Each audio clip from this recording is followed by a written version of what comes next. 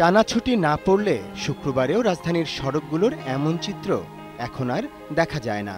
তাপদাহের ভয়ে অনেকেই ছুটি কাটিয়েছেন ঘরে বসে, আবার অনেকেই ছুটে গিয়েছেন একটু খোলামেলা জায়গায় সপরিবারে ছুটি কাটাতে।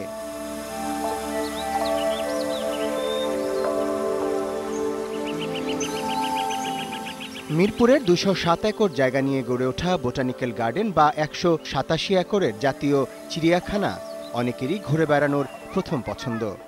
হলিডেগুলোতে ৩৫ থেকে ৪০ হাজার দর্শক সমাগম হয়, আর নর্মালি ১৫ থেকে ২০ হাজার দর্শক সবসময় এখানে আসে।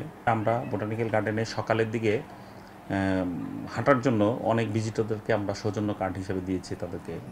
বিগত কয়েক মাস ধরে বোটানিক্যাল গার্ডেন ও চিড়িয়াখানায় ট্যুরিস্ট পুলিশ নিয়োজিত হওয়ার পর সাধারণ মানুষের নিরাপত্তা বোধ কিছুটা বেড়েছে।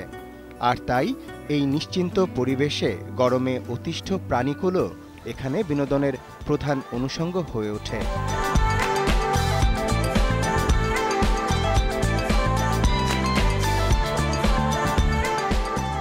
বাচ্চারা ছুটির দিনে তো ঘুরতে চায়, তো এখানে ঘোরার জায়গা বলতে এটা অনেক জিনিস আছে দেখার। হরিণের মাথা ধরেছি, হরিণ আমাকে আদর করেছে। এখান থেকে যাইতেই যাচ্ছে না, বলছি চলো যাই না, আরেকটু দেখি।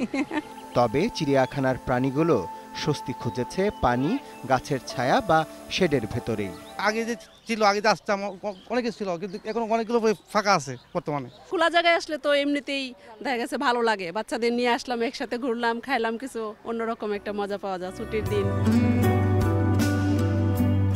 চৈত্র চলে গেলেও দেশব্যাপী চলছে তাপদাহ। তবে আবহাওয়া অধিদপ্তর বলছে শুক্রবার সকাল থেকেই সারা দেশে তাপমাত্রা কিছুটা কমতে শুরু করেছে। Arafat Siddiqui, ATN news, Dhaka.